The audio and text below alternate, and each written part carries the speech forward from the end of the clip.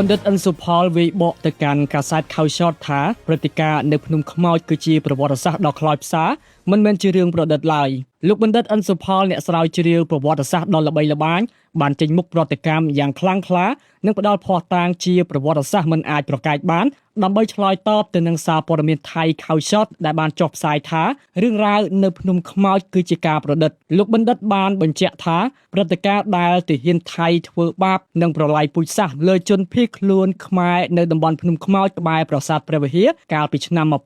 1979គឺជាការពិតជាក់ស្ដែងដែលមានឯកសារអន្តរជាតិបញ្ជាក់យ៉ាងច្បាស់លាស់លោកបានលើកឡើងនៅចំណុចសំខាន់ៗចំនួន7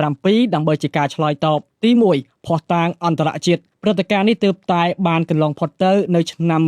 1979ប៉ុណ្ណោះហើយលោកមានឯកសារអន្តរជាតិពេញក្នុងដៃដែលកំពុងប្រើប្រាស់សម្រាប់សិភៅដែលមានខ្លឹមសារច្បាស់លាស់ជាងសាច់រឿងក្នុងខ្សែភាពយន្តខ្លីទៅទៀតលោកបញ្ជាក់ថាចន្លោះពីថ្ងៃទី8ដល់ថ្ងៃទី13ខែមិថុនាឆ្នាំ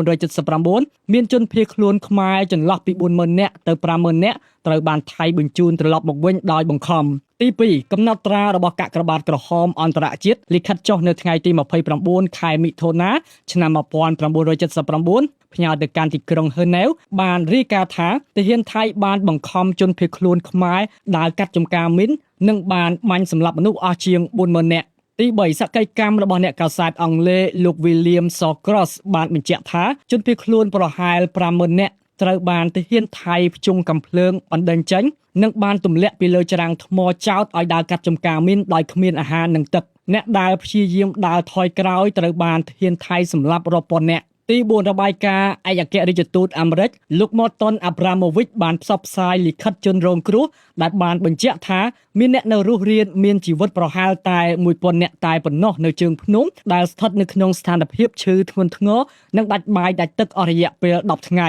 ទី5តួលេខពីមន្ត្រីអង្គការសហប្រជាជាតិលោកស្រី Yvette Pierre-Paoli ដែលចោះជួយសង្គ្រោះផ្ទាល់បានបញ្ជាក់ថាមានអ្នកនៅរស់ដែលលោកស្រីជួយបានតែ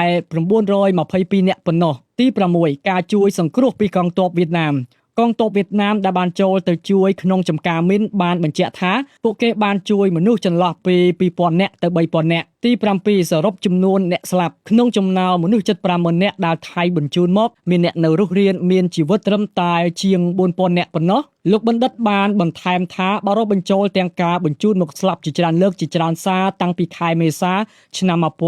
1979ចំនួនជនជាតិខ្មែរដែលស្លាប់នៅទីនោះអាចមានរហូតដល់ជិត100,000នាក់ជាចុងក្រោយលោកបណ្ឌិតអិនសុផលបានលាតត្រដាងពីមូលហេតុនៅពីក្រោយអំពើឃោរឃៅនេះថាគឺជាគំនុំសងសឹករបស់ភាគីថៃដែលបានឈឺចាប់កាលពីចាញ់ក្តីប្រាសាទព្រះវិហារនៅតុលាការអន្តរជាតិកាលពីឆ្នាំ